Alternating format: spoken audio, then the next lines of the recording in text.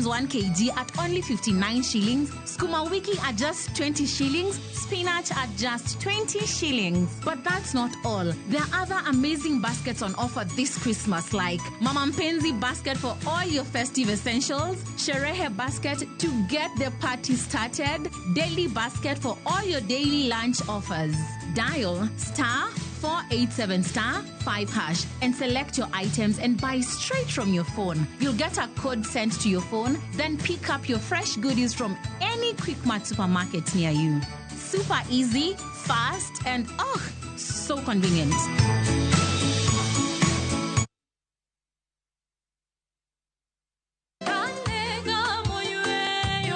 Fweny ngima maber e wach Nyasaye kanyakla gi wende majiwo chuny ahinya.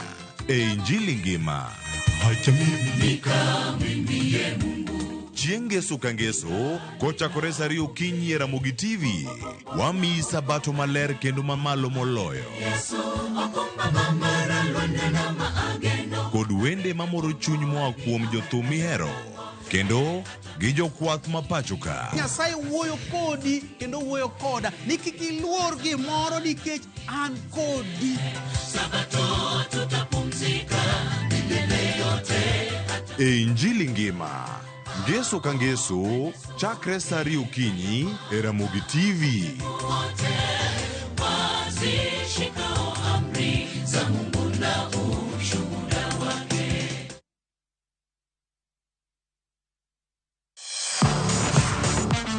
Ne thuolo mar yudo weche tuke duto nyaka mopondo. Mbaka makende mag jotugo kendo mag jomolony weche tuke. Can you believe it? Magite yudore chenro mar paw tuke. The 4.84 kilometers. Nonro matut kod gigo matimre manyien mag tuke duto mawuok e piny mangima. Tudri kodwa Ngeso ka Ngeso Ramogi TV. Kochakore saa 8 odiechieng' ka wami gik motimore paw tuke.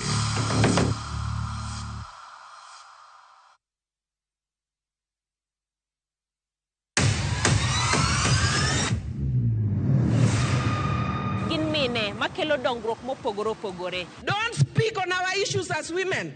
Let us be the one to speak. Kaka gikete ratil, familia koda tijegi. People's power! People's power! Magitimo gisiso kod lony. As the woman representative of Homa Bay County, this nation is hungry and there is no question about it. Minegi nietelo. Gijiwo kendo gikelo lony mopogore opogore. Mentorship en gimoro ma important kabisa. Mano konyo ji kendo miyo ji bet gi positive attitude. Gimiyo lony margi kanyakla kod yudo duoko ne chandruoge duto magikale. We want leaders to be fair to the nation. To emine wacho sigand miyo kamiyo ogen. Mine wacho Ngeso ka Ngeso kod Jailieta.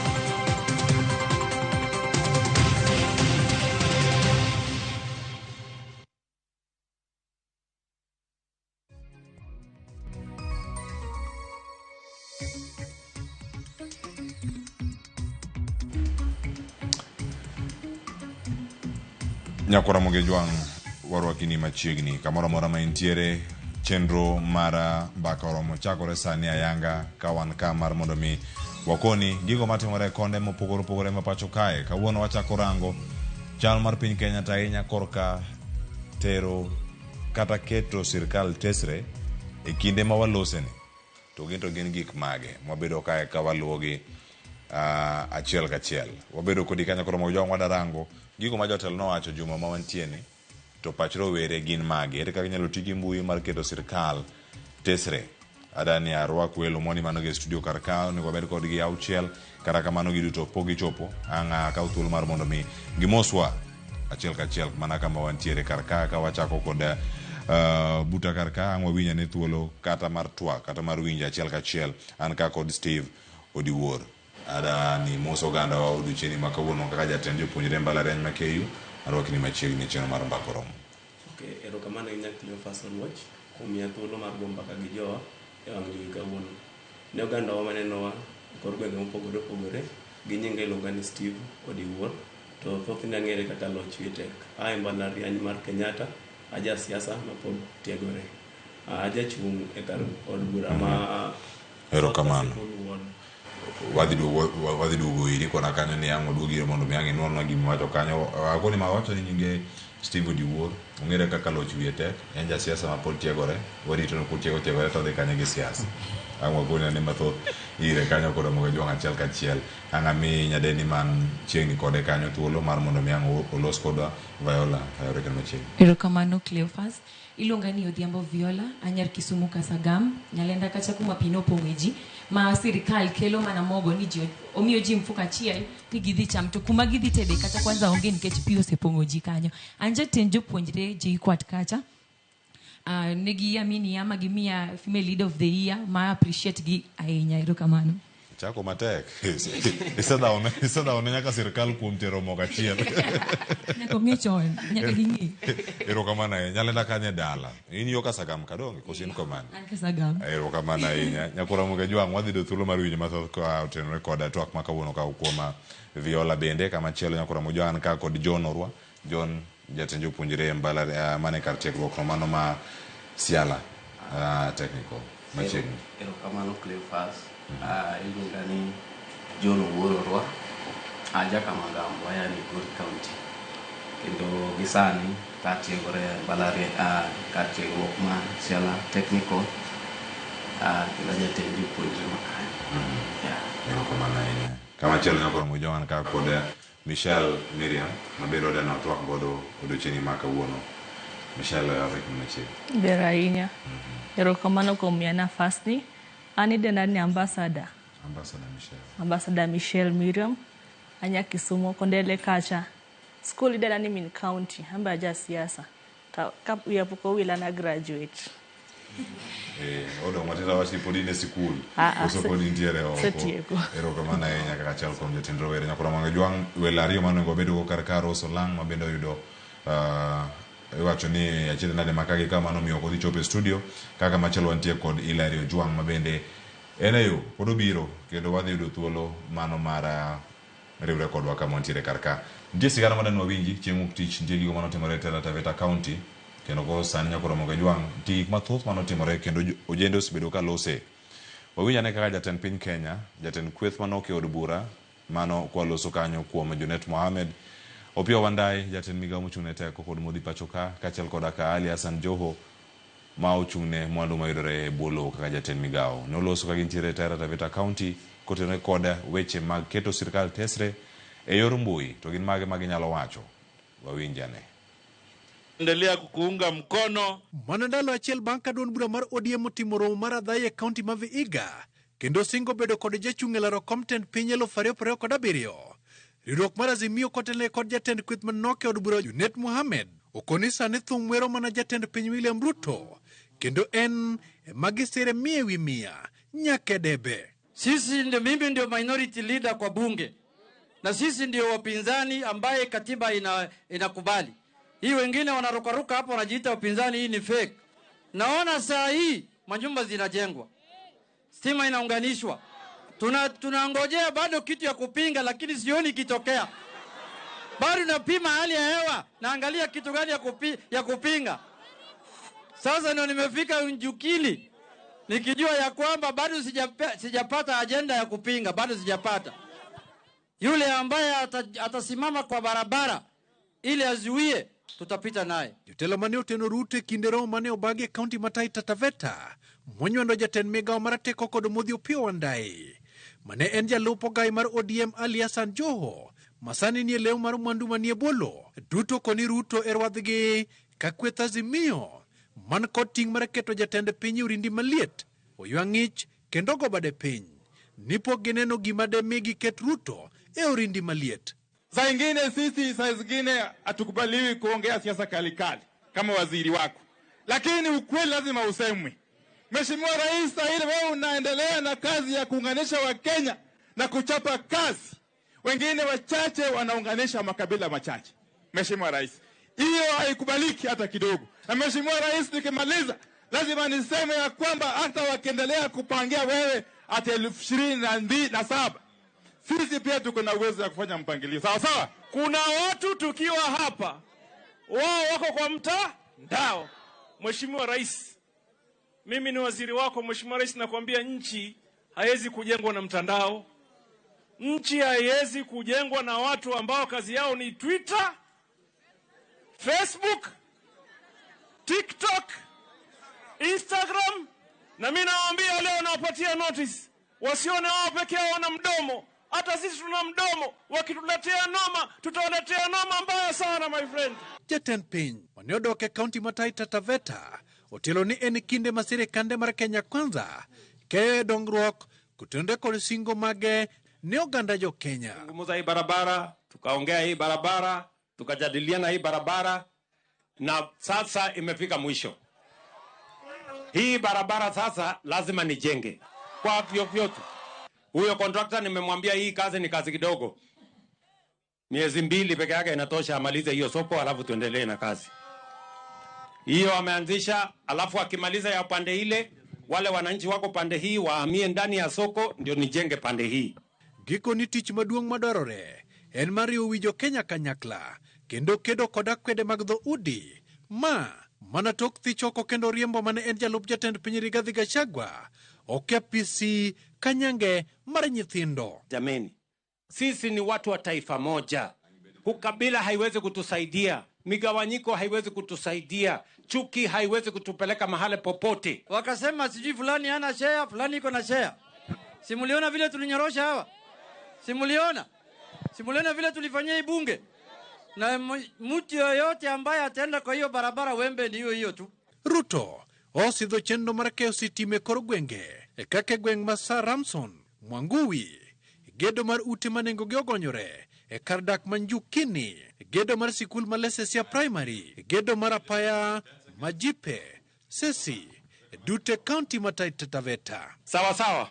Walter Nyabaga, Ramogi TV. Nyakuramogi Jwang, mago moko kuom wechego mabende kane giloso kanyo achiel kachiel, ibedo ka githuolo mag rango ni oganda jo Kenya obedo kanye, kendo wabedo kayo paro manyime ahinya mar neno kaka piny Kenya sudo. Antiere kayo kod thuolo mar twak kod rawere mabende adhi miyo thuolo mondo miome waparo kotenore kod gimo winjo kanyo ka jotelo lose. Ikone kanyo welo mana ntiere kodo karka achiel mane pok odonjo osedonjo koranga miye thuolo los bang' Steve Odiwuor. Watimo mos manotimore no kwedo thuolo mar winji kanyo ka wachako korwang' nono gik miwacho ka kendo ka wachako kodi ka to bang'e ng'awinya ne paro mawuok kuom Hillary mabende osechopo e studio. Okay, mokwongo agone Cleophas Oluoch erokamano maduong' kuom miya thuolo mar twak gi jowa e wang' jowi kawuono. Ne ogandawa manenowa e kor gwenge mopogore opogore, gi nyinga iluonga ni Steve Odiwuor, joma ng'eny denda ni Loch Wetek nikech mane nyinga mong'ere e siasa kae. Ajapuonjre Kenyatta University, ane hika mar 3. Ajachung' e Com Ward Representative South Kasipul Ward. Ajachung' ne rowere e Foundation mar Kwame Otiende ma obedo based Kasipul constituency makonyo jogo man gi chandro mopogore opogore. An achiel kuom jotend rowere matiyo gi Morara Kibaso a party more plan to register in a few days mar Inject Party of Kenya. Erokamano. Erokamano ahinya ka wantiere kodi kar kae, erokamano kuom thuolo mabedo kodoka achiel kachiel mano ka wantiere kodi e studio kar ka mondo mi wanene ka kwatwak achiel kachiel. Antiere kae kod Hillary en jatend rowere kaunti ma Migori. Arwakini machiegni okinyi ma kawuono e chenro mar mbaka romo. Erokamano kuom rwaka. Nyinga Hillary Ojwang', an Woodrongo constituency, kendo achiel kuom Gen Zs ma keto wang'gi motegno yiero mabiro ma 2027 e kom mar Rongo constituency. Erokamano, amor kuom Joinuka, kendo amor nikech topic modo wacho odiochieng' kawuono. Erokamano ahinya, kendo ageno ni iwinjo kanyo kata ka nitiere oko, iwinjo kanyo gik mane jatend piny Kenya kachal koda Kalange oloso. Viola, adachako kodi. paro mapiyo kuom gino mawach kar kanyo ka uketo nitie machielo budogo wacho kanyo ka jok mondo dwaro noma to noma no ema giboyudo e kind gik mamoko mantiere kero sirkal tesre yor mbui osechalo nade ka irange mokwongo Cleophas an seche moko abet piny mapenjra ni jok moko mane oyiergi noyiergi e yo mane nikech tinde ji moko ji wacho gik moko ma kata ka iparo ishanga ni kan ma en jatelo to wacho gima chal kama to koro wan wabiro timo nang'o gimokwongo gima online iluongo ni mbui gimosetimo okelowa kamoro achiel wan kaka wa kuonde maboyo boyo ng'ato wa Baringo ng'ato wa Kisumu wasebiro kamoro achiel kaka revolution mar Gen Z kaka nobiro ne wabiro mondo ikel lokruok e piny mar Kenya koro gini no unite wa kamoro achiel moko wang'iyo kata niya wan waya kanye ok wang'iyo kata tribes wani an jaluo ng'ani en jakikuyu nok wang'iyo mano no unite wa mar ariyo gima giluore ni online gini gikelo transparency mano gima giluore seriously nikech ging'eni wabiro analyze gi wabiro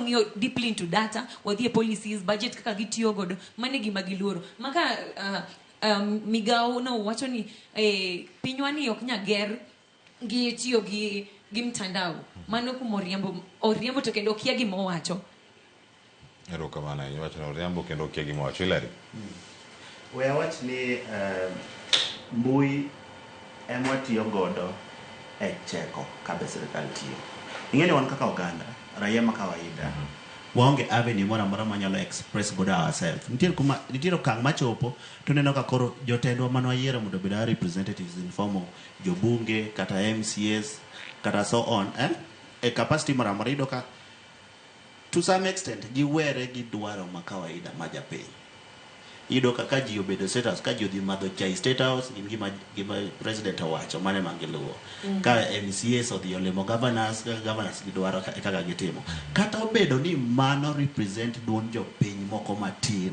mantiere representation tiere japiny ma kawaida ma odak e yo Mabei e village kuchocho modak e Migori e village kuchocho tiere japiny ma kawaida ma is a young person in this country ma bende nigi gombo mar ni mondo sirkal owinj duonde to gombo mar to sirkal ok nyalo winjo duondwa e avenue mora mora mopogore gi social media because social media kata mbui oriwo wate an kaka a young person in this country adhi wacho kaka nene kendo kaka gombo no bedi kokalo kuom mbui ng'ato moro machielo be dhi wacho kamano ng'ato moro machielo be dhi wacho kamano yo no emwa tiyo godo e criticizing government at the same time a counter checking ni ang'o manokonwa tang'o mitimo sani at the same time miyo wathuolo kendo mar documenting kendo counter checking yudo ka ng'ato no sigo kama to pok otimo kamano ng'ato no riambo kama to pok otimo kamano koro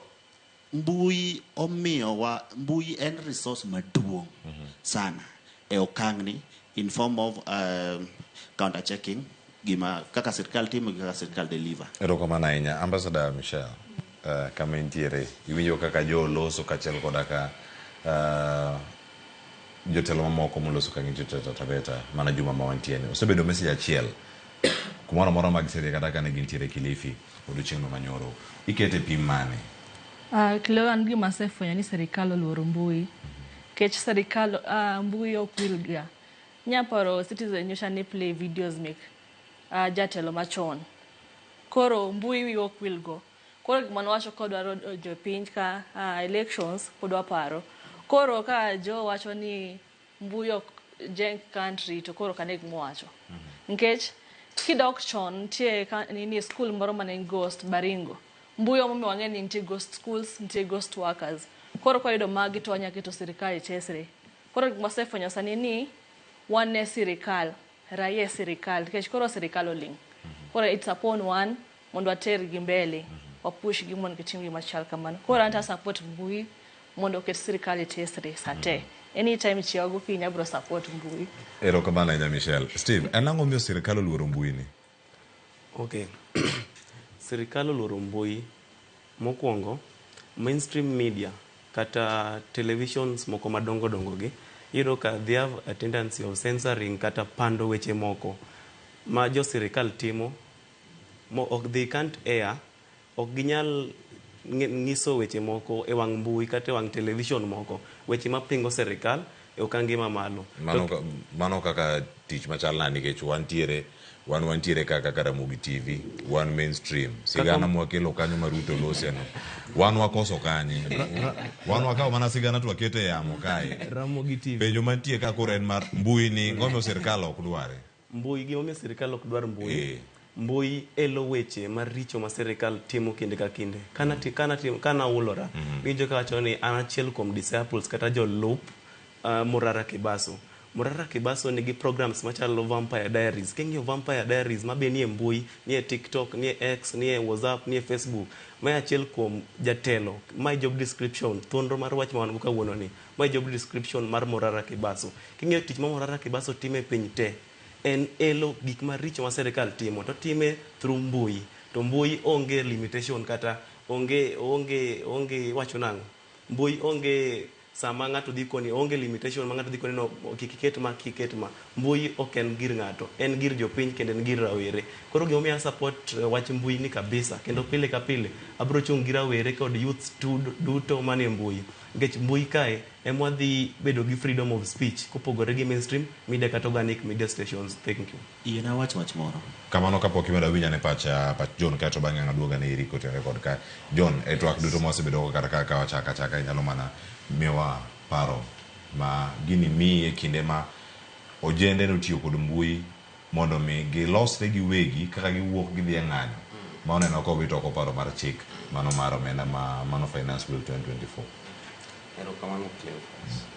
Mokwongo mbui ma waluongo ni the media motiyo kabisa kaka rowere e omiyo sani wan gi sirikal moriwo ji te ma wan gi opposition oriwore gi sirikal sani. Wayudo ni chon ne nitie ywaruok mondo ne sirikal oriwre gang'owa gi opposition marwa. To wayudo ni nikech rawere nodhi oriwore kanyakla to nwayudo ka romo wa duto te ne yudore kanye e mbui. To romo iyudo kata jotelo ma sani wuoyo gi they're in those offices, gin offices go sani nikech teko mar rowere notimo through ang'owa mbui mondo ang'o olok te kaka sirikal chano chenro mage kendo kaka oketo ang'owa kaka otiyo. Ma sani wayudo ni jo sani ofise nikech mbui mane sirikal mane rawere oketo. Koro gimomiyo sirikal sani ok dwa gini giluor kabisa ni gini nyalo chako loko kelo paro machielo mar loko pach sirikal nyalo kelo paro moro ma paro machielo wuogi ma sirikal lokre in another way. Mano omiyo iyudo ka mondo iyudo ka CS wuok kamano iyudo ni gini ne gise discuss with the boss ok en gima biya koro jatelo siluor ni kwa waketo kokwa tweyo kanda ne jogo matiyo ne mbui to wadhi yudo ka wadhi atames nikech wayudo ka mbui kelo gik moko ma gitimo kisirisiri iyudo ka Morara Kibaso dhi piny moro nono ma ikia kata ni chal nade in kipote yude mbui ni masire jatend sirikal nosingo to ko oketo koro jotelo oluoro gine nikech nyalo loko chenro mar sirikal kaka tiyo. Erokamano ileri gimida meno kapok adhi Viola. Gima dawacho en ni sirikal nyaka luor mbui nikech weche ariyo. Ing'eni sani wane 21st century ndalo Moi gi ndalo president Moi gi ndalo president Kenyatta ema niluongo sirikal ni sirikali. Ing'eni sani it's no longer sirikali nikech wan gi mbui kolo it jowa kendo mbui keto information available. Iyudo ka pile gene amofuo chem ng'ama riek to ng'amofuo en mana ng'at ma lack information. Koro kaka oganda kadipo ni lack that information wabedo jomofuo to wabedo jok ma sirikal can easily ride on their back. To nikech mbui wanyalo share information e yo moro ma quite very fast kendo e yo moro mayot kendo wanyalo puonjore kendo kaka wadoni wabed kaka oganda gi kuma wagombo ni wadhie kaka oganda. Mbui no emwa kolo gode nyaka tiend economy kaka chalo tiendo chumi kaka chalo emwa tiyo gode comparing ochumi wa gi ochumi moko ma advance.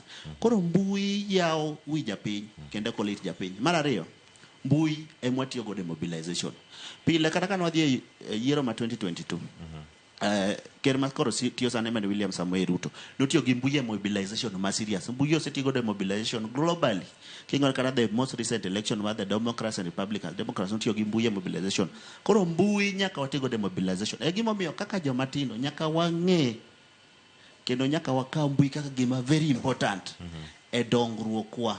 Gima very important e yo mwakuodho godo, e yo mwawacho godo, e yo mwa project godo dongruokwa kaka oganda. Erokamano. Erokamano ahinya. Akawo Viola kata ng'aduogi iri Steve. Viola, sirkal oluore nang'o? To mbui ni wasetiyo kode kaka jomatindo e yo mane mar mondo mi oket sirkal tesre gi manya miyo sirkal koro gol koke mawach ni jok mantie mbui ka keto mana picha marach mar piny Kenya wabiro. Erokamano sana Cleophas.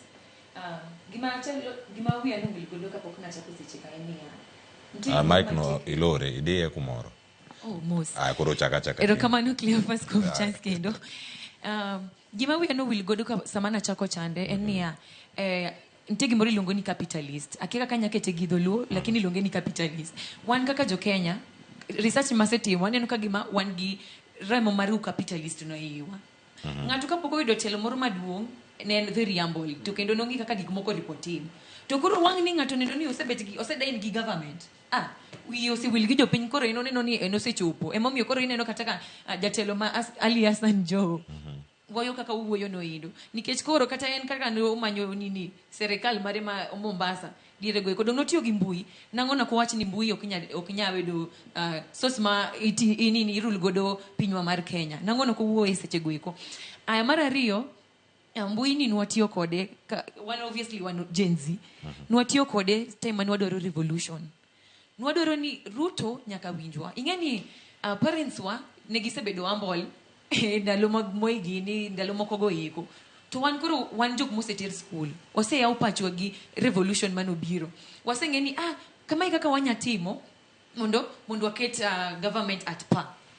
Koro nwachako revolution mar Gen Z. Ema wachako godo to watiyo gi Twitter ema ne handle mane wadloso godo wang'iyo kaka wadhi timo strategy mag demonstration. Actually awacho ni okelo empowerment in the way of demonstration ne wapango e Twitter. Wang'iyo gima wadhi timo, step mwa make kuomo ka wayo mano to wadhi emani. Erokamano ahinya. Iwacho ni kanye kama gintiere depo ni thuolo ma itiyo kod mbui keto sirkal tesre ka okar duond buche mosebedo kae ka keto sirkal tesre kinde machon kata machiegni to mane power ma ojende oyudo e kinde ma oloseni. Owinjo kanyo ka ntiere jok ma wacho ni ma en duond sirkal koso ma duond ODM ka opogore koso gin par ariyo mantiere karaka. Ka Sifuna wacho ni wano ka trust sirkal. Kama ntiere karaka iwinjo ka Junet wacho ni oyo wana chiro Ruto gi gimoro amora ma otimo onge pingo Ruto ka wantiere duond bura mara ODM. Kin paro machielo maenda medo karkae medna gi kanyo Steve. Okay, kapok aduoko marino Cleo, gimomiyo serikal nyaka luw mbui. Serikal ni oting'o jomriambo mang'eny kabisa. Serikal duto ni joma nokete telo gin mbui ema noketo serikal duto ni telo. Kane mainstream media kata organic media stations te no side gi Azimio dong mana dier. Bang' mano Ruto no depend on mbui ni ema no uso go Wilbache motere nyaka e State House. Koro ng'eyo the power mane e mbui kae. Egini no ko luoro mbui nikech ong'eno through this mobilization matimo e X and all other social media platforms, he can be impeached anytime. Egin sani oronwa toothless dogs ge machalo Joe modonje sirikal koselos sirikal to wuondre no sani koro ng'e sirikal moloji te kendo oro mondo yanyoje ojende. Joe ma ochung'ne ma enen migawo mar mwandu mane bwolo wadakone wach achiel kaka rowere. Joe owe yanyo chien, Joe wek yanyo rowere, Joe Ruto wek tiyo gi Joe marach. Kane Joe pok odonjo sirikal mai ng'at achiel mano kwa nyapar gara no nyamakore gi Ruto. Sani ko donjo en imitiyo kod ne waneno sia dianyi udhe sia ditemne yudhe gini. Koro ODM gimomiyo ni giparo mpogore. Wan kaka rowere watambua kata wang'eyo Edwin Sifuna kama kaka ng'ama pache ler, wakili mapache ler kabisa, and we admire Sifuna's brain. Unlike to Joho mabedo swayed away gi gik moko mathindo machalo pesa. Joe nigi deals magalagala. Egin kodonje sirikal nyaka odwa no protect interest ne. Ng'ati wacho no rito mana kumache kuma chieme. Sifuna pod en Gen Z, Sifuna pod en youth. Pod neno mbele gi yudhe.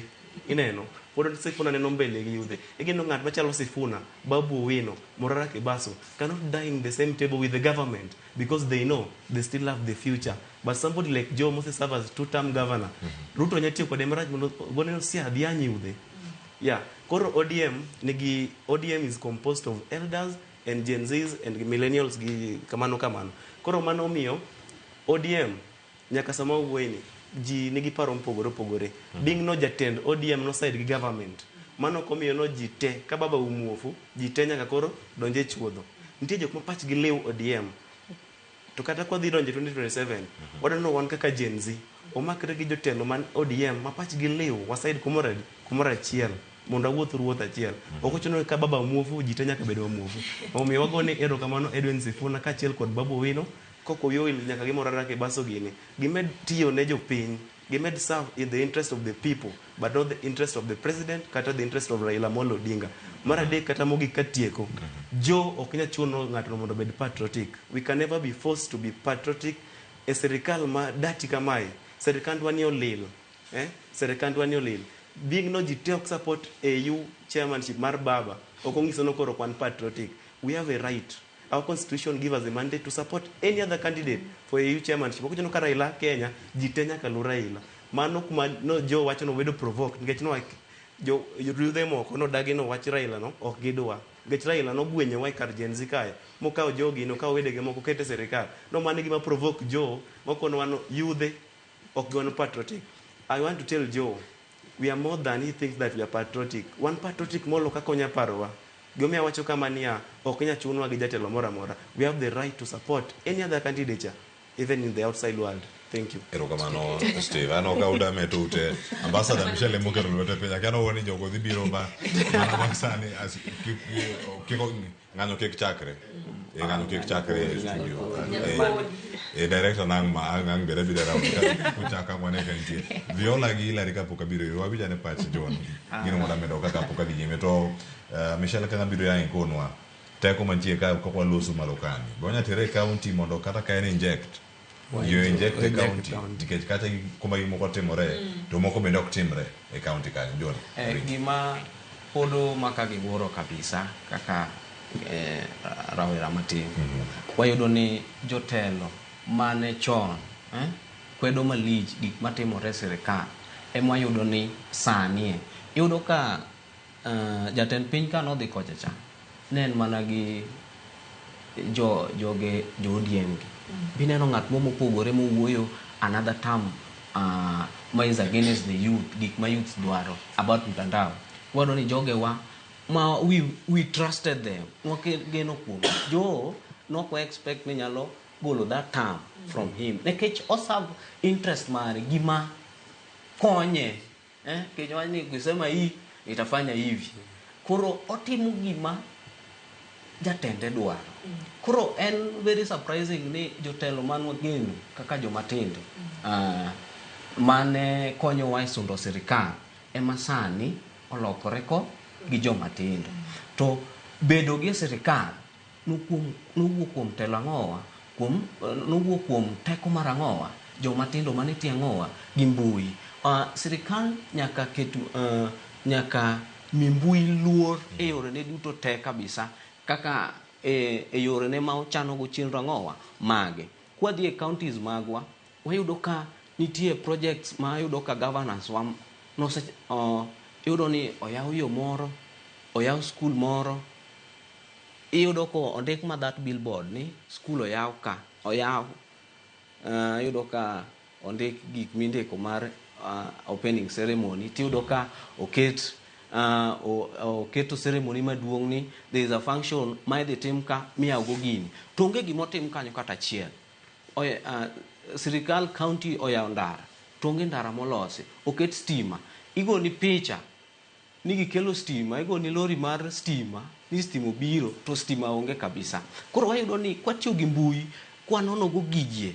kachiel to wayudo ni waketo yani diyo jotend serikal dire ni gima temo na pando ni osewuok ne jopiny te omiyo gini rach negi kabisa Ai, Michelle.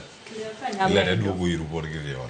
Kanyamedo kana wacho ni mbui miyo wang'eyo secrets mek sirikal. Nyocha nyathi jatelo Shalin Ruto nowacho ni akwot manowacho ni my father might not be elected after 7 years. Mano tiere ni nitie gik moseng'eyo ni presidential term limit ni dhi bedo extended. Mano siri mwa osechako winjo kama. Koro no ka mbui miyo wang'e gik matimre behind the doors. Koro kaka owacho ni sirikal yawo gik maonge. Nyocha ne nitie jatelo moro nodhi yawo fish market. Kineno mbui wacho ni ne kibanda matin, lakini pesa motiyo kanyo en bilionde. Ne yawo fish market. Koro kinene ten gima tin. Koro serikal kowinjo wach mbui ni to igi wang' sana ma jotelo matiyo gi mbui sana kaka Maverick giri yoro ne gi ji. Iwinjo. Koro kidok e county wa kaka Kisumu, hapa ni nyong'o otemo. Poko chopo lakini pod odhi kama. Koro kwa keto gembe on toes embo dhi mbele. Koro nikech watiyo gi social media, iyudo ka serikal loro wan Gen Z. Ndalo ng'anyo serikal no ling matin. Koro mane jochako negi iyudo ka wan Gen Z wa identify gari moro, police achiel, to mbui miwa details te. Odi nyithindi te gisomo kanye. Koro gik machal kamano omiyo mbui ne konyowa. Koro kasani nyocha jatelo yin tinde kwa wacho gik serikal to ya wang' masana. Koro kwa kikwangani.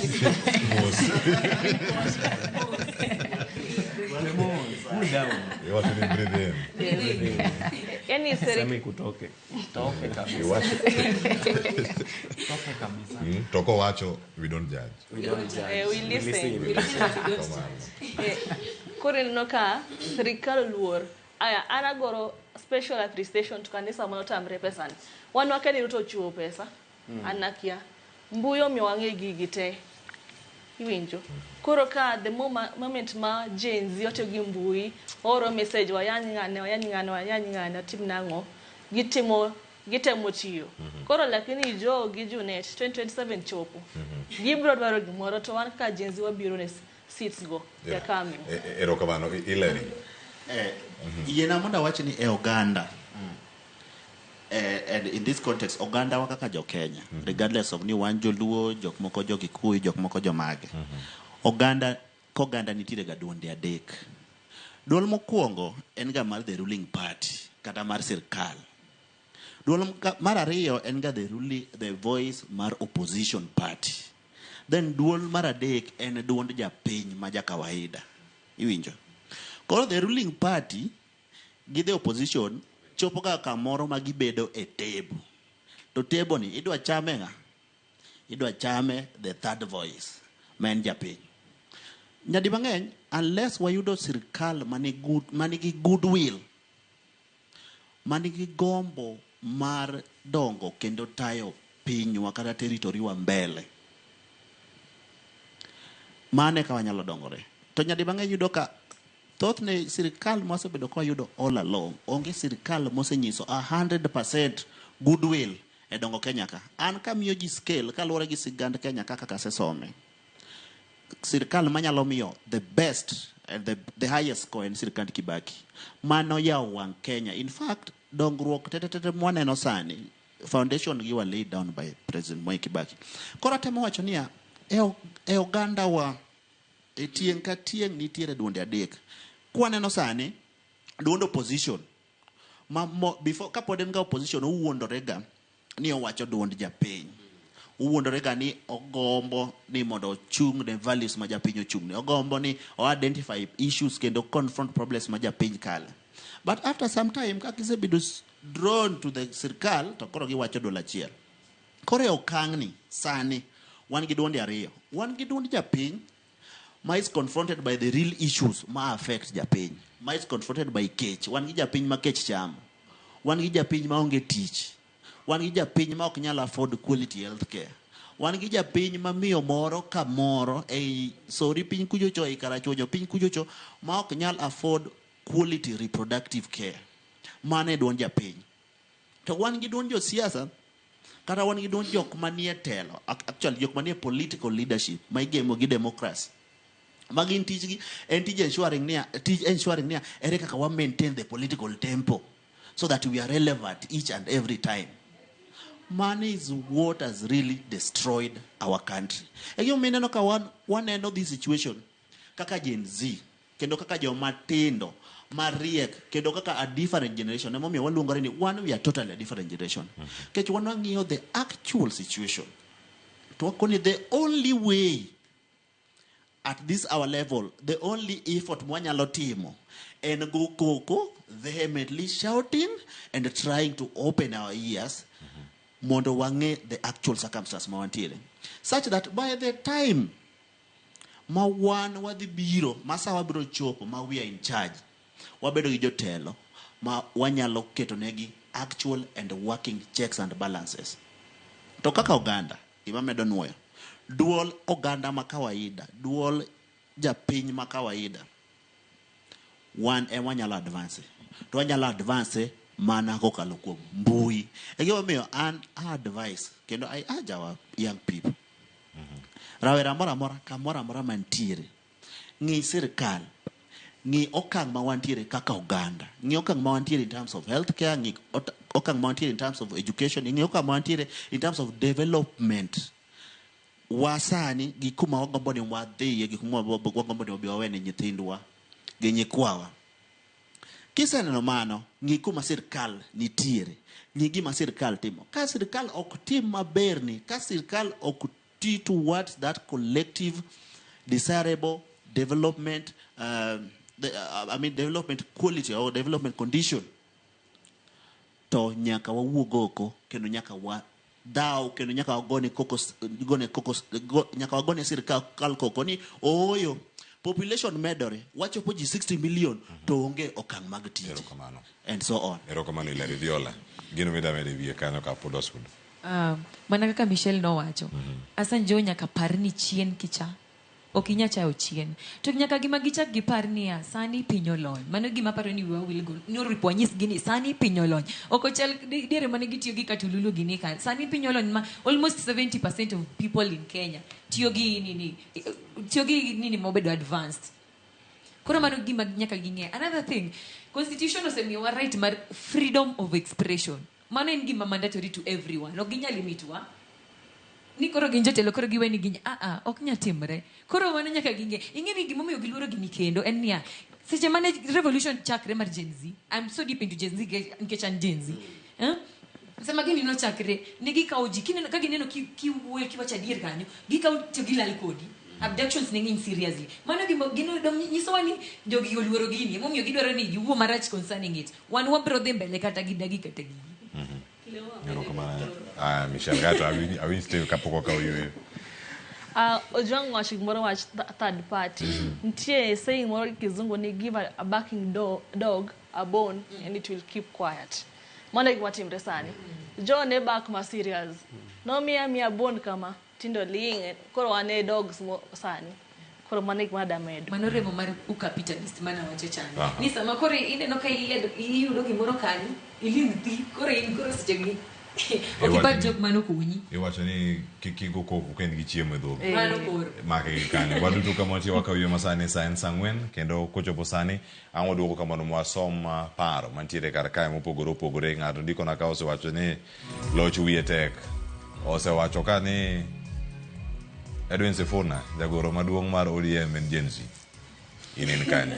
Wakawiyo masani.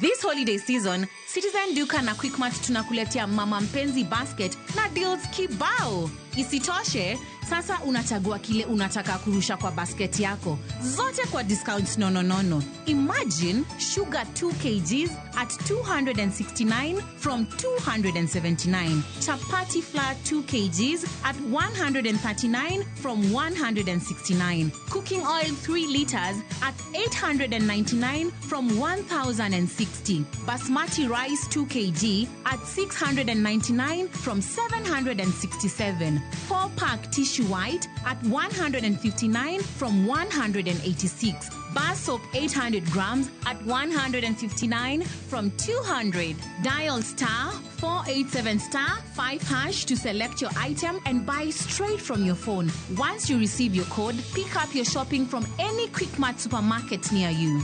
Simple, fast, and super convenient. Other baskets on the offer include Mama Soko, Sherehe, and Daily. Citizen Duka, making your celebrations more sweeter.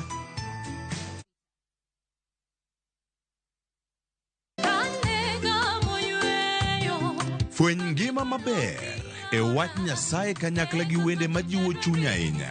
E Injili ngima. Chieng' Ngeso ka Ngeso, kochakore saa 2 okinyi e Ramogi TV, wamiyi sabato maler kendo mamalo moloyo. Kod wende mamoro chuny moa kuom jothum mihero, kendo gi jokwath ma pacho ka. Nyasaye wuoyo kodi kendo wuoyo koda ni kik iluor gimoro nikech an kodi. Sabato tutapumzika milele yote.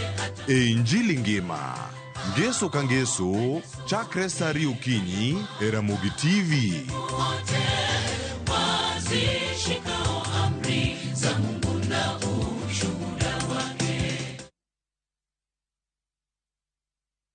Iwange duto keloni monitimna keloni tepuonjo keloni monitimna. Hey, Opak Road, Macaron Gift. Kidwaro wenda maruta keloni to star 860 star 419 hash. Parenia Ramogi TV enod jower duto.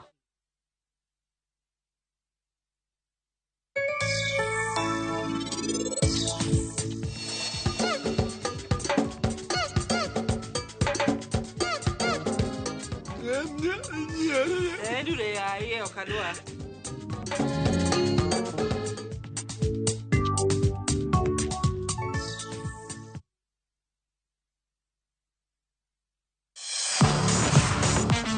Ne thuolo mar yudo weche tuke duto nyaka mopondo.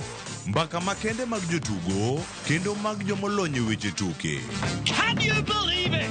Magi te yudore chenro mar paw tuke. The 4.84 kilometers. Nonro matut kod gigo matimre manyien mag tuke duto mawuok e piny mangima.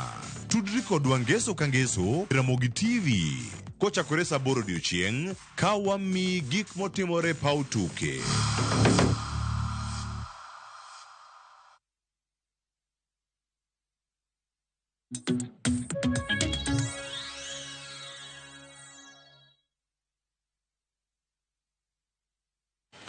Nyakona mogo joma cheni pod antiere ka kod Viola Steve Larry Michelle kachel koda ka John wamedo twak otenore kod chal mag wach e weche makedo sirkal teste kakalo e mbui.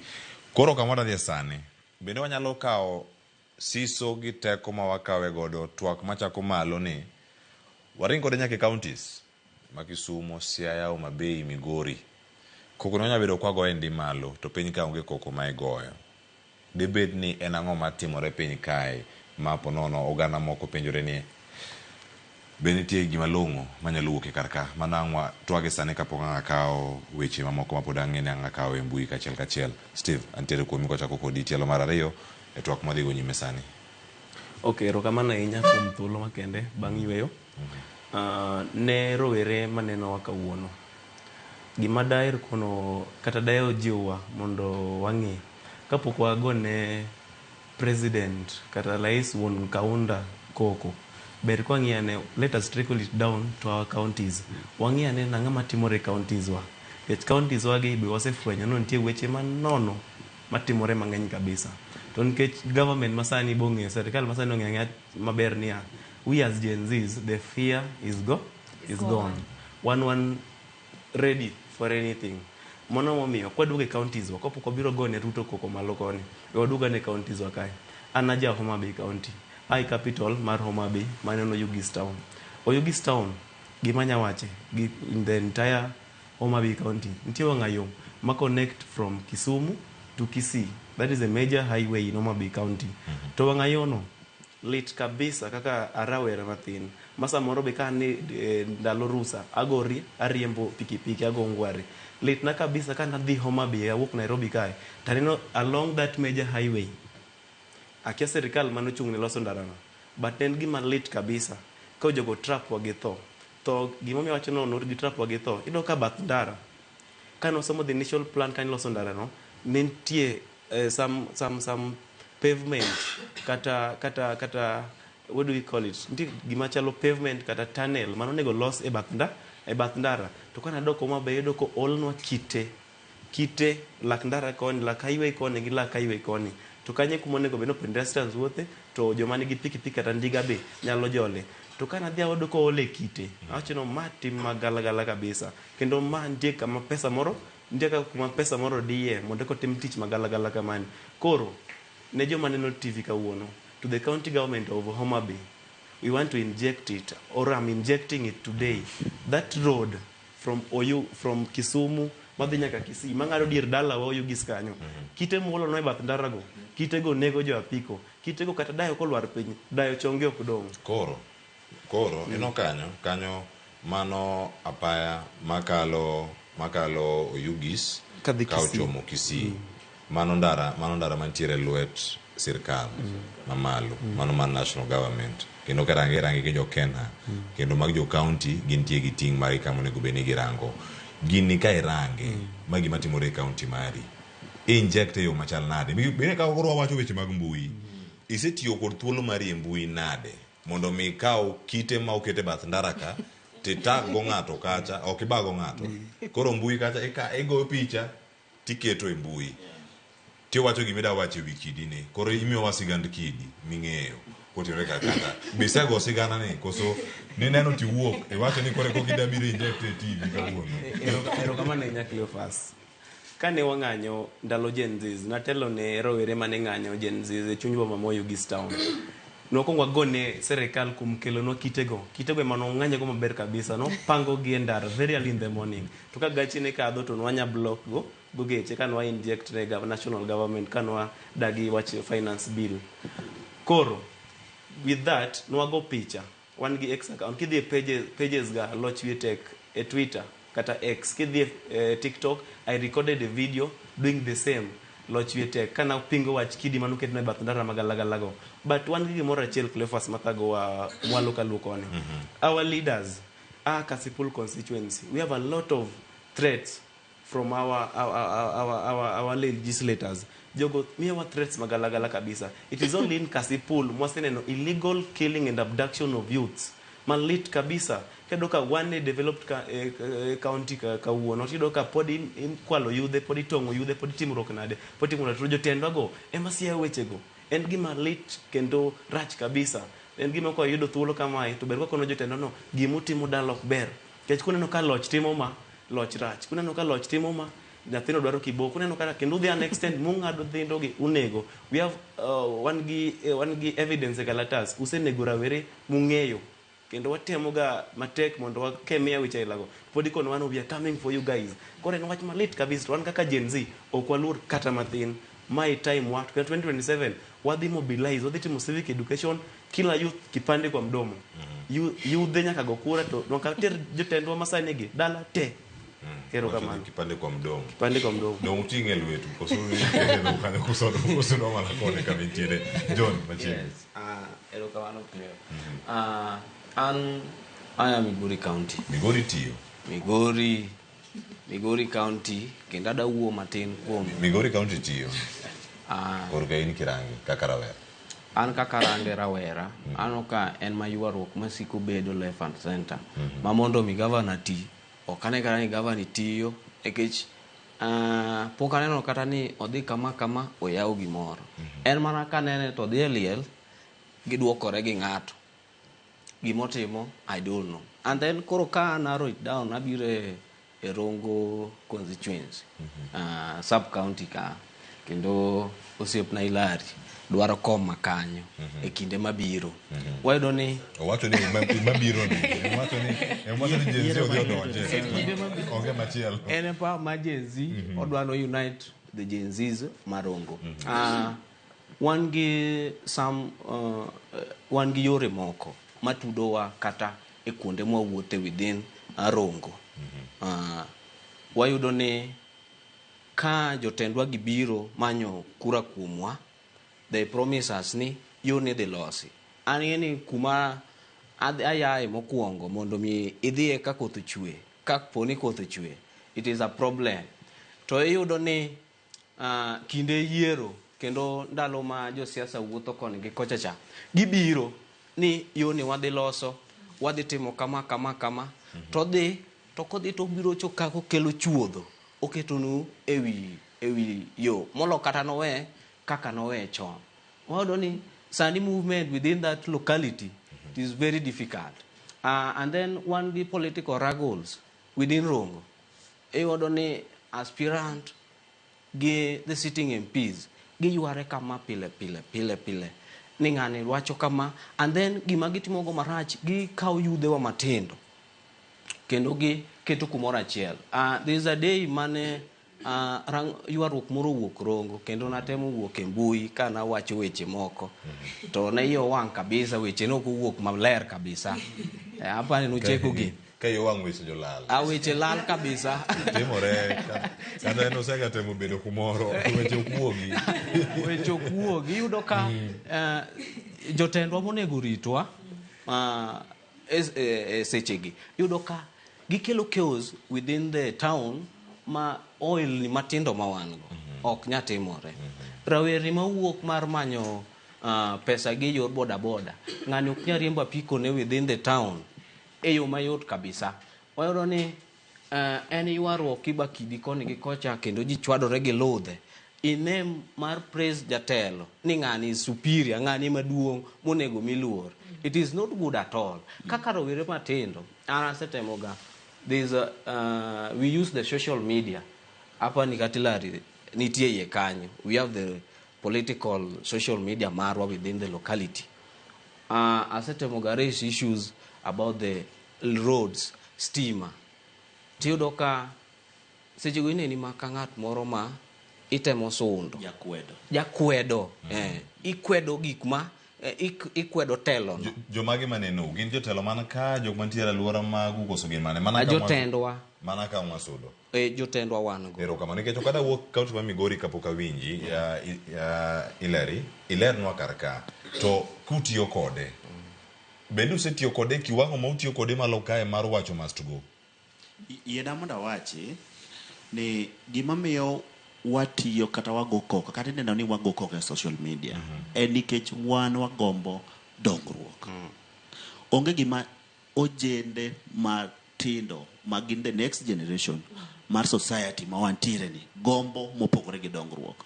Wan ok wadwar post, ok wadwar ni wabed appointed. Gima dwaro en jini dongruok mok biloko ngima wa kende to biro loko ngima jok manitiere piny mogik e economic pyramid mar Kenya waka. To nikech dongruok is a devolved unit, dongruok is devolved. Emomiyo dongruok ichako at the county level koidho to the national level. Dongruok is devolved. To kwang'iyo kata for example kaka Migori County nyaka wawuogo ko mwapenji county ni to dongruok utimo e okang' machal nang'o. Ka county kaka Migori wawacho ni at least waseyudo ka thin to billion apar. Kejudo ka every financial year counties mathid been allocated billion ka thin abiriyo. Ka site my governor His Excellency Ochila Yako nyocho wacho recently kani e pesa ma imiyogi te as a county pesa madong mar dongruok en mana roughly 2.5 billion kosechulo such jotich kendo recurrent expenditures gichulo pending bills and whatever. Koro ka pesa dong ma en 2.5 billion wadwani ka financial year rumo wanena an equivalent development maromo 2.5 billion. Ka gin structures mochung waneno ka structures mochung are worth 2.5 billion. Emomiyo wan kaka oganda matindo nikech wan gi information, nikech wadhi school, nikech wan wabedo empowered, nikech wan e chir kod chia mar jowa e okang' machalo kama. We must ask ni assets mochungi mane maromo 800 million mane maromo 500 million, mane maromo 200 million, nyaka gichop 2.5 billion in a financial year and 2.5 billion in a financial year. Man kadhi Migori sani. En gombo na. Ni for these 2 financial years, ma sirikal ma Migori osetie. Are 2022. 2022, 2023, 2023, 2024. Agombo ni kathin, tane na dongruok maromo billion abich. Mochung. Toka okaneno gima close to machal kamano. Ema dhi miyo koro achako penjo kaka ng'at ma nigi civic responsibility kendo kaka wuoyi ma omi obedo empowered gi education ma Kenya nyaka penji ni to uni office tukono wani komiu 7 point something billion tutio gi 4 point something billion e chulo bisara gi current expenditure, then dongruok maromo 2.5 billion ni kanye for 2022 2023. Aya dongruok maromo another 2.5 billion and above ni kanye for 2023 2024. Tang no dongruok maromo 5 billion kokwa neno to nyaka wapenji to tiang waling nango to one ema wantiere ka okangni gi the future of this particular country. Erokamana enya Ileri. Viola, deponi nitie luoro madonjo ne joma tindo ni ka wacho gini joge dhi biro na gimane Michelle wacho ntiere sano oganda mantiere mbui ma oluor mabagi ni samoro akiaka en adier loch wiete kan konwa ni kowuoye mbui ka en gi luoro moro koso timeyo machana luoro ni ka donjo nikech ida wacho gik matimore kate county bende koro county opogore gi Kenya bende Kenya ka jing'eny county no jokong'e ni ya Viola ya Kasagam Nyalenda e Maloka yokato ka itie Nyalenda di ka jogori to mana tie auji ka mos to gin western to gichopo dala kama gintie luoro ma kama pono donjo ne joma ne counties ma luoro nyalo bedo ahinya ni pono ka mulo governor jogi governor gi ong'e dala mamiyo samoro uywangi kuda mulo gik matimore county mokwongo kaka iwacho no endo kaka nwadonjo kae to ne wan gi Michelle to Michelle penja ni nagi pengo government adier ing'eni Ruto sani kipengo to ing'eni idhiga koro mano already osenyisowa point nang'o oluor koro gini timre nyaka nini e county kae gijoin jo national government say miwacho gania if you can't beat the system then join the system koro gise join gin bende koro ng'ato luor ni kata kang' nawacho gimoro they will come for me gibiro kawa to either ginegi ama gi abduct for sometimes nyaka koro I learn to live gise tocha I maber makoro kinyaduogo micha kiwuo magi gik matimre Cleophas. Michelle gi katimore to chopo iri machiegni Kisumu kami wuoke deponi duon jok moko nyalo bedo ka idiyo kaluwore kod gigo maponono gisino katimore kindwa kaka oganda sama wantie ma walose ni tiyo kod mbui itiyo kod etno ka imani gin duol made her mondo mi olosi to gin duol ma ithiro kinde ka gida wuok oko mondo mi owinji mato timre Cleo aka Viola wacho ni aluoro kaluoro Viola an mana kama abatisha okibatisha koro nitie jok ma osedi Kisumu County osiepena mane gin gi siasa sana lakini tinde giling gidhi underwater en gima timre iyudo ni koko maki to kaw mamau okaw babau koro nyaka I join them iling mane gima timre ka ing'eyo ni development mantie Kisumu apart from county governor nego chak gi MCAs osetimango an anya side gi MCA na swaga tiyo maber konde ler wanyata ler koro kibiro malo ka government kae go temo lakini anya dhi sana ni government gi focus e town wige will gi jok mantie dala ka areas madala Nyalunya development tin yore pod richo koro ka government nya focus e ilongo na the rural areas gwera gi town matin ya bet maber kinyo for example nitie chiro moro mane Kibuye no lor matin odar gi dhi side cha ka gidhi side moro mar town cha onge sales matimre kanyo imiyo ji dogo kanye Kibuye ichaki darogi idhi kanye koro government kanya focus en gik machal kamago to nya bet maber lakini podo kaluor obro wuoyo soga kitimo kama to bro wuoyo erokamano iwacho ni kama gintiere ipenja ka ni weche thoth ka mawamulo to ang'e konwa ka iwacho ni swaga tiyo otemo timang'o konene nyaka sani kama ontiere ka ngoduogo iri loch okay kaluwore gi penjo Viola about luoro mar rowere nego sama yelo maricho ma serikal timogi. Der mar wacho ni, just to be honest, ana Homa Bay, to gima jo Homa Bay maduto madhi neno gini kawuono dhi attest no awacho adiera. Gima awacho kama, Homa Bay chalo Kenya mathin. Homa Bay wan gi operations achiel ariyo adek bila ma jo Kenya as a nation wakadhi. Mar ariyo, an kaka jatend rowere kendo as one of the influential youths in Homa Bay County, aseyudo ywak mang'eny koa kuom japiko. No, we are being tasked mang'eny kabisa. Ushuru mikao kuom japiko every Friday and Tuesday. The last time I was at home, en gima ok giyiego nikech gikia kata kuma pesa no dhiye. I don't know whether the government can be accountable for the task that they take on each and every market day in Homa Bay County, specifically kore town chunybo maduong' mae mar Oyugis. Koro sama serikal mar Homa Bay kao task, wan kaka Gen Z, we have a plan.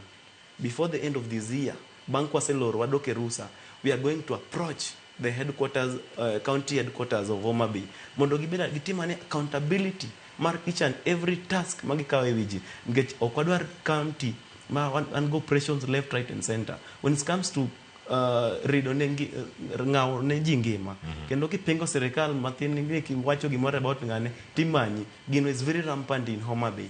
It is very sad, not to mention name, but it is very sad.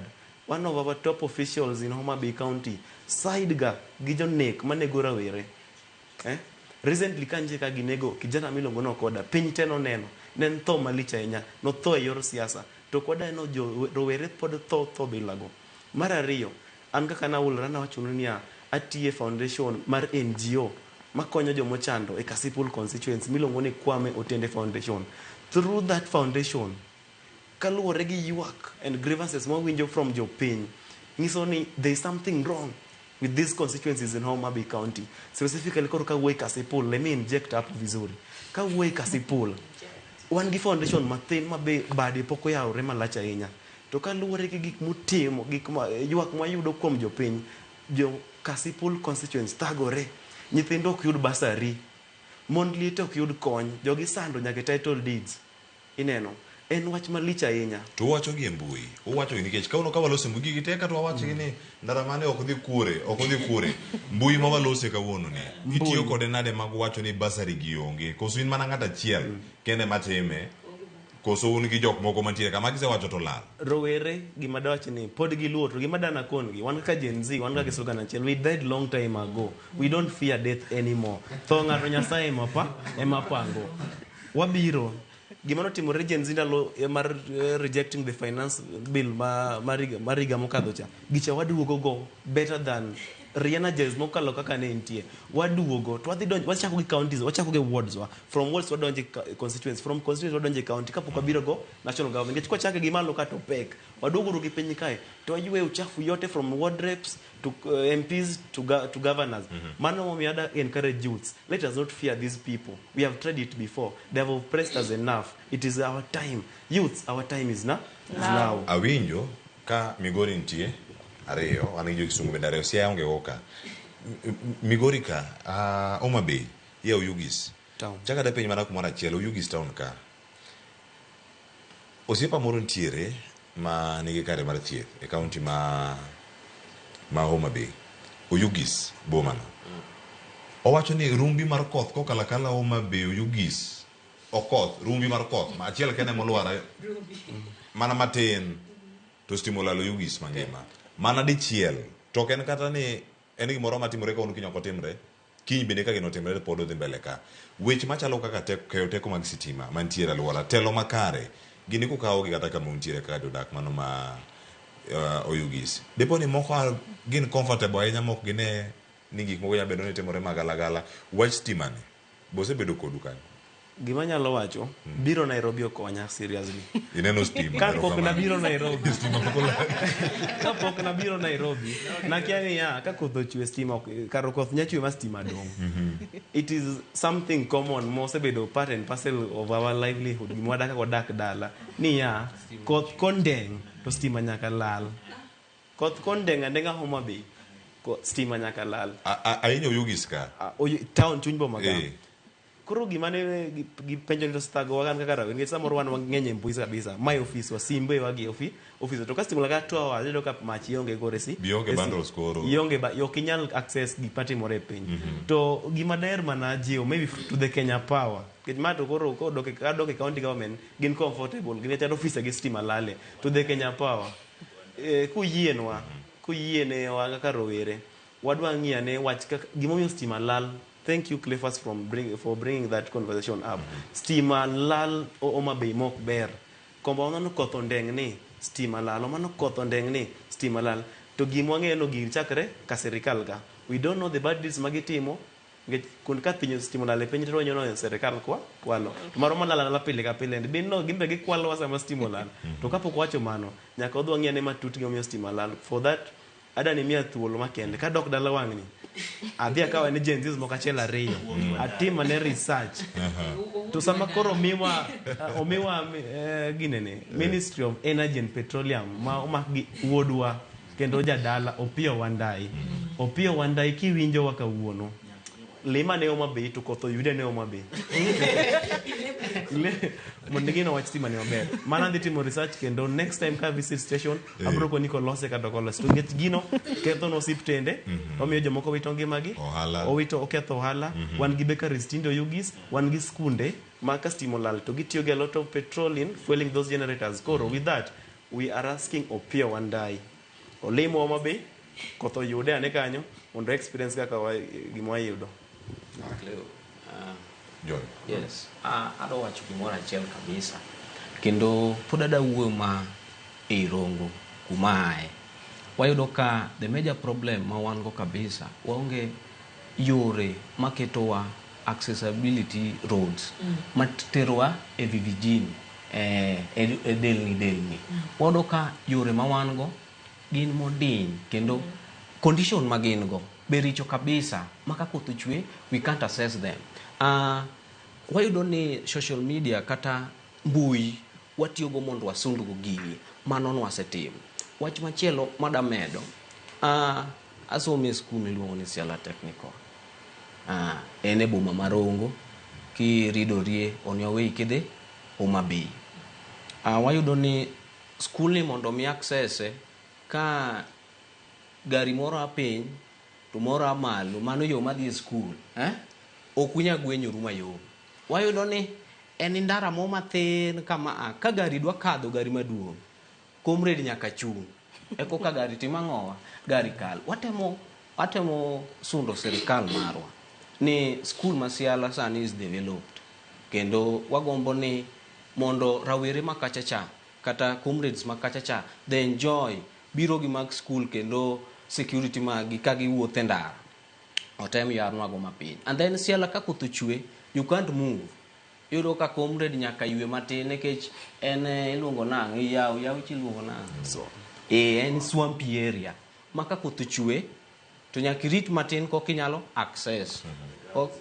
Apani Ilari kaka jakom mabiro inyalo temo sundo na serikal nekech in machiegni mondo wayud lokruok eyo kwatiyo gi mbui makare kabisa adane make gani karamedo gimoro Cleo matin kare to manike ne wakao yo masani wayudo ni jatend serikal ndalo moko biro machiegni kodwa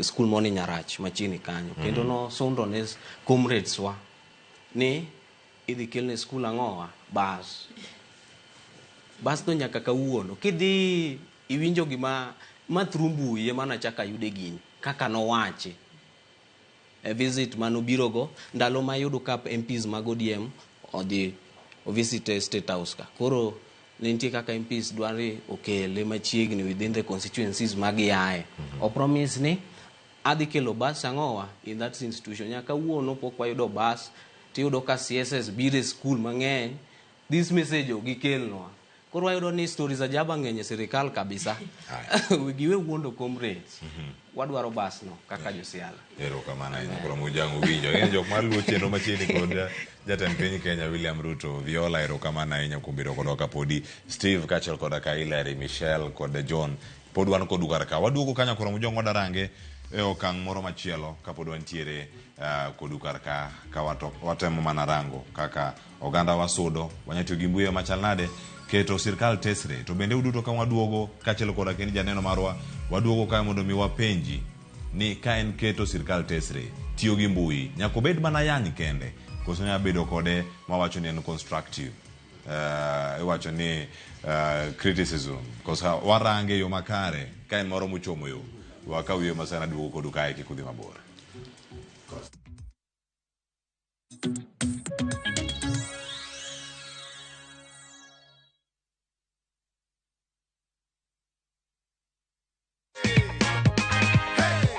I'm pursuing my bachelor in pastoral studies.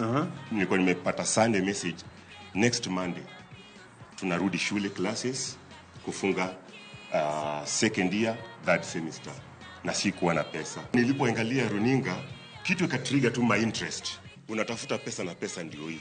Nikasema no, let me try, and that was my luck. Shikilia cheki yako pia. Confirm the amount here, Mr. Joseph. Nilimulika kitambo sana.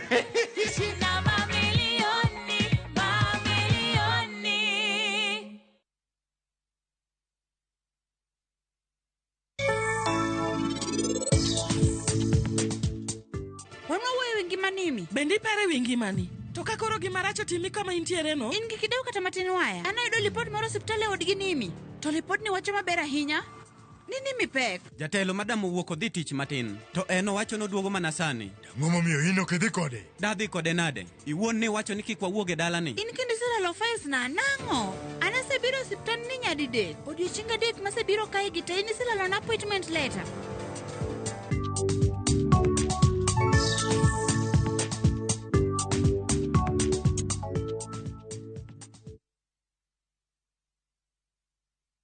Malaysia truly Asia na View Travel. Explore the vibrant city that is Kuala Lumpur, thrill at Sunway Lagoon, and enjoy breathtaking views on the Genting Highlands cable car. The perfect blend of city life, theme park thrills, and natural beauty in 7 days from $1,440 USD per person sharing. Angukia deals motomoto na View Travel. Book now na lipa pole pole. Visit viewtravel.com or call and WhatsApp 0703-254-254.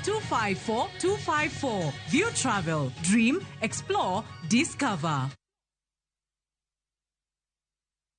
Nyakwa Ramogi, Kenya Eratiel. Raila has a space to say what Gima Jacom Duawacho. The opposition, nothing nyake Supreme Court. Ngewa batieki. Oliet Nyakwa Ramogi. Beach Bafuta Jumapil ka Jumapil. Ana chungo mama Ratil kadel war piny. Ka adwani wa discuss kaka Kenya dhi. Winj twak magoratil piny. One was a gotten opposition. One was a gotten opposition 50 years. Mayo kiparka kele wich bar moro. UDA onge kama pose donje. Adwani penja bati. Koso donje kona mane. Sachiel gi nus otieno. Siasa mar piny Kenya en siasa koso dongruok. Kai kelo ni kod George Bati. Kik bai.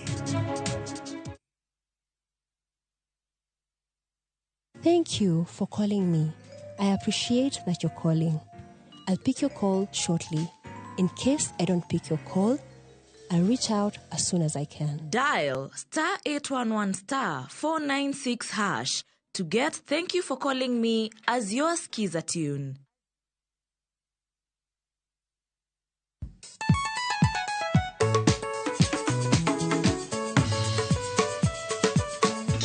Teacher Beach, ochakore sangwen wakelo ni ngoma mobedo pink design makare.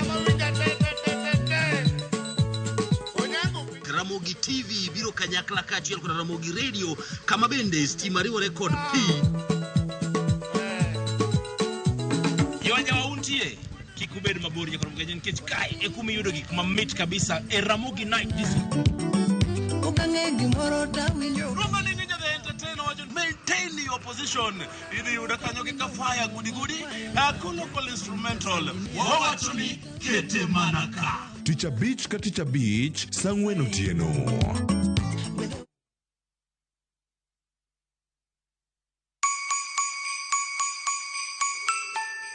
This Christmas Christmas, Mama Soko Basket is making your holiday shopping easy, healthy, and super affordable with fresh veggies you love. And the best part, you get to select the items that you want in your basket. Onions 1 kg at only 59 shillings, Skuma wiki at just 20 shillings, spinach at just 20 shillings. But that's not all. There are other amazing baskets on offer this Christmas, like Mama Mpenzi basket for all your festive essentials, Sherehe basket to get the party started, Daily basket for all your daily lunch offers.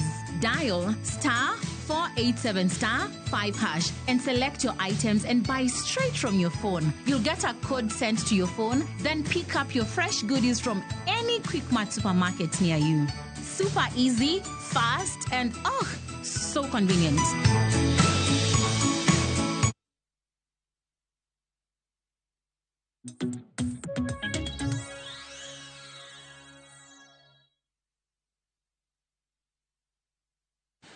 Nyokora moge jong machiegni waseduogo wadhi nyime karka konwani luo chenro ka in kanya gi jok mage to intiere e yo mane gi jok mage kamoro amora minenowa asingo na duogo ka otegi ok idhi neno gi mbui kacha kata kamano otegi ka omako Viola, Steve, Hilary, Michelle kata John ang thuolo mar duoko gi achiel kachiel. Otegi chal kama an ang asom gi kaka gintiere nikech moko donjo ka wantiere korgi ka achiel kachiel ang mayudi ayuda ka jal luongore ka ni Steve Jakoti. So Jack Oti. Nera mogi TV kantiere Rongo ka Magambo. Sirkal duto pong kod singo ma ok chop kare. Wan kaka jo Migori kendo comrades Masiala Technical wadwaro ni mondo Ruto ochwalnwa singo mane owacho mano mar kelnwa institute bas. Magi jogi. Ero kamano gichopo. Odeka wacho ni mbaka oromo lal sitima ka koth chwe wacho ni is a safety measure. Aya, odhibele ko actually the only problem and stability mar grid ni kastima olal to 3 days. Sirkal nyaka lerne ji dongruok e public participation. Sirkande from counties to national government nyaka ti kod pesa maber. Onge kaka governor nyiswa ni utiyo kod 894 million e wuotho kod chai. Migori County, mana kaka wacho kanyo neno ka Migori County. Samuel Alocho neno waka ntiere karka upo wadutu kuom tich makare rowe mane studio kinyi makawuono kachel koda ka oganda mamoko Nyaragwen wacho kama watching from Dhiwa East constituency. Dhiwa East Josebedo constituency. Okay. Salita Dhiwa achiel ero kamano in kai watching from Dhiwa East twaka marowere wetena dhieno ber. Wacho ni ntiere mana kama warangi chenro wacho ni bende youth mantiere karka nyalo describe teko mar mbui e keto sirkal tesre challenges mago mantiere karkanyo mabiro kod media importance and the impact to the youth mana thuolo mar duoko kanyo achiel kachiel ok en thuolo mano mar pingo sirkal ere kaka ng'ato nyalo ng'eyo nyalo wacho ni nitiere ni highway nitiere county government mano no azelero karkanyo ka Steve Noloso awacho ni ibo bedo next guest e studio aya korobi kiro thuolo kaka chachope studio tikonwa wadhi mi thuolo ibi studio ka imbende wapenje penye ni konwa ne hedhe duoko geo machal nade. Honorable Byron Akiro wach neno wakentiere Mombasa County. Greetings to you Cleophas and all visitors in studio mano mantie kanyo magin fellow youth. To me it's our right to shout out our ideas and concerns through social media and kantiere telo makare e counties mopogore wacho ni we have to condemn and not to hide it and or be quiet. Mano wacho ni kantie kanyo wacho ni Kenyans are in trouble and people are suffering. Wacho ni but for Hassan Joho we know why he's backing. Marare no kade wacho. Wadonga backing kanyo. Wacho ni okay. Wote no koroka tie kusomete. Na pokarange nyaka tu udonga ngurange Facebook. George Oko wacho ni aya mudongi okaneka dhi yudogi ka thuolo mar somogi. Injin Lazaro Kanyabok wacho ni mokwongo aka thuolo mar nyiso Edwin Sifuna ni ene party secretary general, he should go slow on his colleagues. Sama osiko ka o attack his members mateka mano in public to nyiso ni party isn't united and there is no official stand over ODM Ruto partnership. Otherwise achaka kwa thuolo mar kwero jo ni piny masani osi change. People are being watching ji communicate mana digitally en gima dak ngato loki piny osesudo. Sani nitie media platforms mathoth ma ji nyalo tudore godo, to mano e kama piny osechope. Erokamano ahinya. Bahati Africano orno ote mare wacho watching live from County 047 wacho ni nadiere ni tiyo gi mbui nigi ber modhuro, to pile ka pile gima nigi ber ne ok kos rachne. Mokwongo mbui osenyuolo tije ne oganda modhuro e piny mangima, kendo oganda yudo kaka degidolo kumbo nikech tije mag piny owacho osebedo matek. Yudo tije piny owacho osebedo matek ne jopiny sana ne ujende nikech mibadhi ogoyo tach. Mokwako apisego koro sirkal kik donjre gi tije mag mbui, nikech aparo ni jopiny nigi freedom mag expression kama gintiere kar kae. Kama chopeni awacho ni wadonjo to ne wadarango kama wadhi yudo thuolo mano mar tieko to kama nitie ka. Utiyo gi mbui wacho ni to inject kata chwalo gi muda temo kuketo sirkal tesre. Utime yo machal nade? Jotelo moko iyanyi mbui gi joma tindo ma Gen Z. Jatelo miyanyo ni dano bi kodi obi owuo kodi. Jatelo ni nitie yo mwanya tiyo godo ka wawacho ichwang' magwa ka watiyo koda yanyi kata weche moko ma uchido ikindwa kaka joma tindo. Achako di Viola. Erokamano. Ka pokadhi mbele, nitie nyako miluongo ni Maverick. Maverick overwork. Kwanza ariwa chaki Gen Z protest and stuff. Ose overwork. Ose biro ko nyiso wa gik moko. Weche moko kuma niye siri. Masiche moko okwanshwa ni ginadir lakini ose bedo ko miwa information. Donge. Koro ananeno ni seche moko watiyo gi yore magayan ma is not ethical sometimes. But seche moko benchi jok ma bira in line. Giwacha diere kaka entiere tokni giyanyo ngata. So it is just both sided, and jok matiyo gi yayan to jok moko tiyo. Erokamano ahinya. Hilary. Yena mondo awach ni kadiponi nitiere jok ma, of course nitiere jok ma bawach, nitiere jok ma dhi overboard mayan jotelo, nitiere jok ma dig in a personal life jatelo, and gibawacho yo moro ma ok ber. But yena mondo awach ni at the same time nitiere jok ma ojende wetena mar focused articulating the real issues. Dine en gombo mara kata da gombi mondo waduto kaka ojende matindo wa focus on articulating real issues ma affect oganda wa at this particular time. Mane momiyo watiyo gi social media. An kaka Hilary okang' masebedo katiyo gi social media. Atiyo gi social media wacho kata articulating issues ma affect joe. Wacho ni okang' kata quality mar healthcare ma jowa yudo ok ber, yore ma jowa yudo ok ber, and so on and so forth. But kadipo ni nitiere jok ma osewuok kata osenend ka jok ma bawacho na jok ma yenyo, to aparo ni mana en mana nikech the emotional attachment ma biro gi wanting to express themselves. Jok moko be of course nigi natural organs, but jotendwa must learn to be patient. Nyaki learn ni you are a leader and you are leading the public.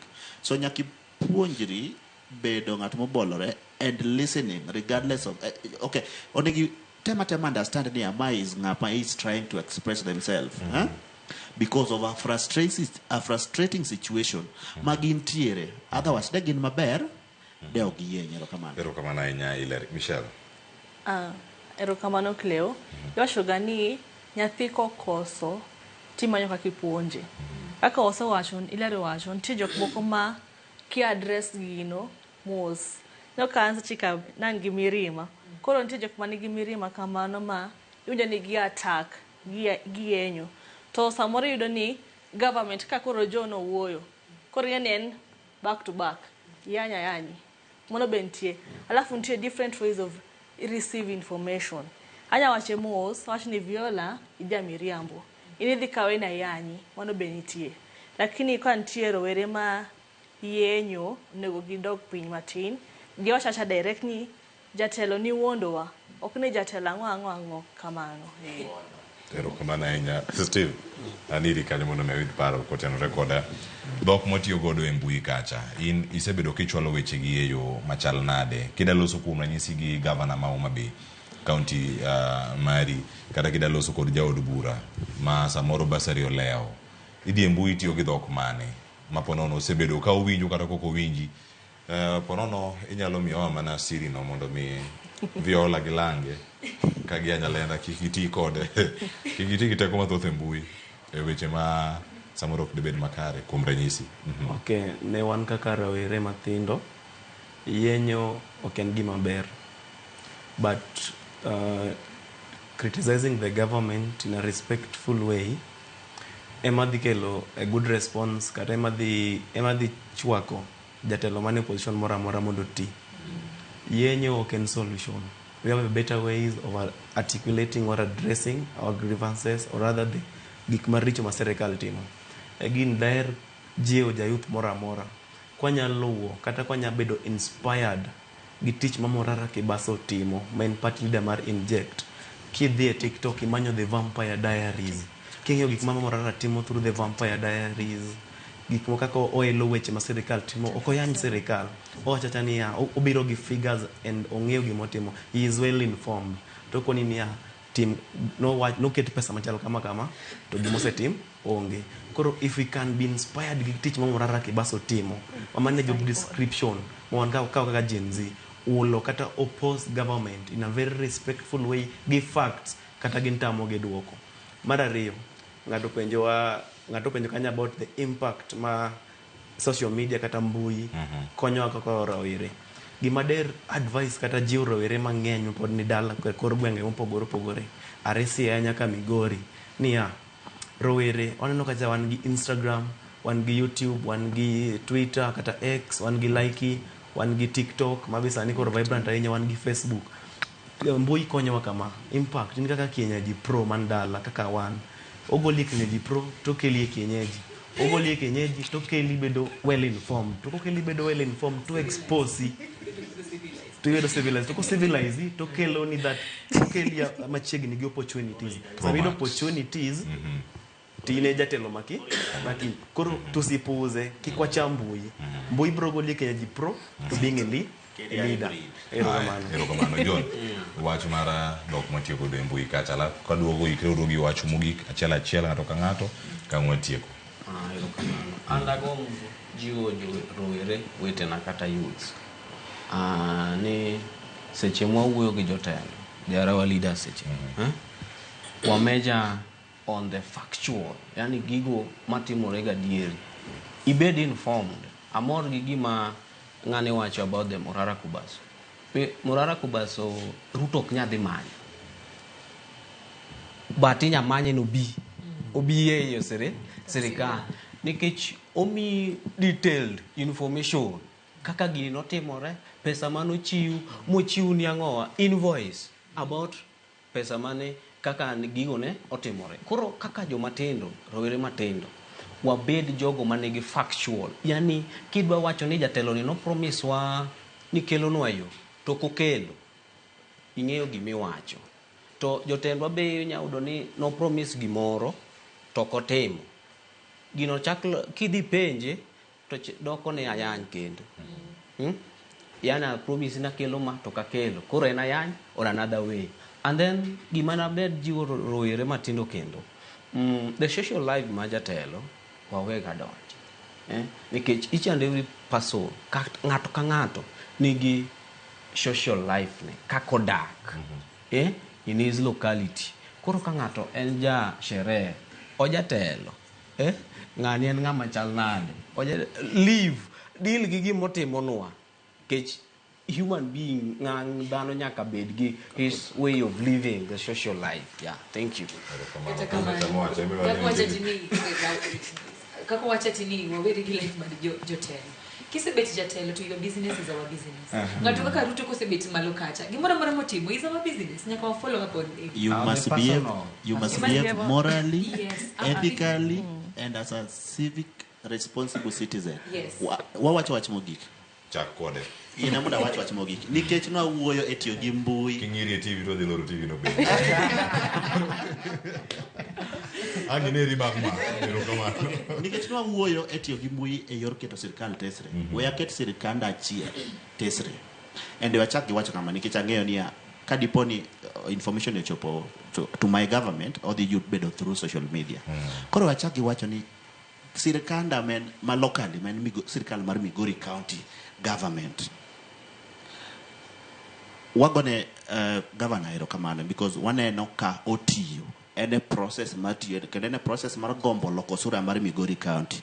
To kata kamano, kata bedo ni waheri kendo wakwayo ni hawi maber kamano. To nyaka ong'e ni kochopo 2027 en maber gi dhoga na wacho ni every financial year odongi 2.5 billion mar development. Ka wabiro duogo irwa kokwa watich kendo mondo wamiye the second term, wabiro penjore ni to higni 5 mosetigi be dongruok gi chopo a collective of 12 billion. Wabiro timo public audit kaka jomatindo modhi school mosomo kwano gi mosomo weche moro amora. Kamano kaka wabiro timo bende kotieko 2032 keche gombo second term. Ka wamiye wabiro penjo ni abeno tiyo mochopo over 20 billion, over 25 billion in terms of dongruok. Mano romo loko sura bari Migori County. Erokamano. Erokamano nya Hilary. Michelle. Ankomi wach mari mogik. Wach mara mogik en ni in as much as na praise Kisumu Nyong'o professor, nitie kuonde mapodi onegi mul. Nitie kuonde kaka Kisumu kacha area Nyalunya ngo back there onegi mul areas go. Koro ne government wa yeno uru mondo akonyu teach one be. The moment more pushu at least una ngombo nego team. To kwa koso niso nini punishwa maber ok ni umanyo walal punishwa maber koso kwa koso punjo uru maber. To pod wantie kaka Gen Z pod wabro medo oro weche social media pod wadhi tiyo gi mbui to no promise wa wifi no pod wadwaro tiyo go. Erokamano nya Michelle. Aduogo koni kirada ka wach mogik mana ka ng'ati kora gi side makona chikra kod John. Kosise kona mogik wacho ni ka MCA wuok odhi miela jawa kude aweni weche ng'eny matimore mbui wawere gi mago. Wach mogik. Wach na mogik kabisa atemo sundo serikal kaka warowere gimiwa job opportunity within the country. Giwe siko no wach money out of the country. Todo ka countries madhi are better than Kenya. Koro within our locality wayude tije. And then county government mara mae gi med kelo noa some changes maka giduogo 2027 toyudo lokro. Thank you. Erokamano nya John. Wacho ni rumo kong mayudi ka ibiro koni kiwuok Siala Technical. Erokamano iter poch gi pak kocha kendo ikaw gi bi Nairobi. Gibiro Nairobi. Siala biro. Gino kikbuogo gi kaka stima. Wakawachi sima no bwoko Steve. Katakamano. Steve, tiko thuolo mar miya wach mari mogik. Erokamano ahinya. Kaluwore gi thonro mar wach ma kawuono, ma wacho ni tiyo gi mbui e keto serikal tesre. Nyiso ni abiro ka jiwo rawere mathindo a influence gi me tiyo gi mbui. Ok abiro jiwo jatelo moro amora kae ma tich osetamo mondo oti maber nikech tiyo gi mbui e keto serikal tesre. Namba 1, rawere mathindo. Adwa encourage ute, ada jiwo ji duto wakauru kipande to kauru kura. Tero jotelo gi dala ko botero gi gagoko. Obotero gi yo achiel. Ndalo sechopo 2027 water gi balot dala wadhi wagauru kura to positions gi. We are not too young to lead. We are the right people. Our time is now, comrades and youths. Kikipuuza ni podi thin ni support ng'ato niting'o lwet jaduong' moro moseti. My time wa, my iga wa. Mogik ne Ali Hassan Joho mapod dhi mbele kata bang' no criticize kata na participate or neseling achiel mar miye warning kwa mose ni kwa borado kode street wa mose ka Gen Z. Ali Hassan Joho, kindly leave alone youths. Don't criticize youths. We know your business and the government. Tafadhali wachana na si. Ulisema tuna mbele wala nyuma. Atujui mchana wala usiku. It was so sad to listen for such words coming from you, Ali Hassan Joho. Kindly leave us alone. Erokamano Steve. Mano loch wie tek. Viola, in gi thuolo ma tene dakika achiel. Miya wach mari mogik. Okay, manaka wamiyo government taxes what we enjoy is the same way we are asking for accountability and transparency. Okwanya feed gi to gitim nwa gimore. Momiyo wapi wabiro tiyo gi mbui mondo keep them in check. Gibiro timo kaka wadwaro, kaka gi enjoy pesa wadongi. Aya mara riyo and gender-based violence activist, GBV activist.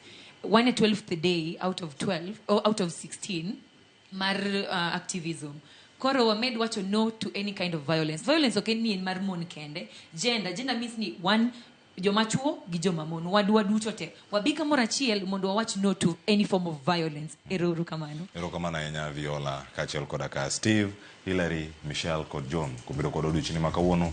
Gini nyakora mogo jogi bedo kodwa kawago mbaka ni chino mar mbaka romo nego sekalo 56 tok saa 4. Ti gi mbui e yo makare, ti gi dhok ma ok en mar achaya kata mar ayany. Wanyis jotelo ka ok giti wakon gi kod hera mogundho ka wakonogi mondo mi gitinwa kaka dwarore. Natayo chenro ma kawuono mag grupiny kaachiel koda ka mbaka romo.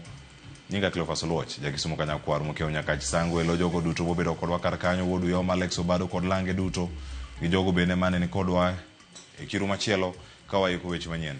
Mathoth pod biro Ramogi TV, medo ne Ramogi TV chenro mar piny kod mbaka romo duogo ni chieng' wuok tich ka warango kaka idhigo Chelsea, kaka idhigo Manchester, achiel kuom gi nyaka go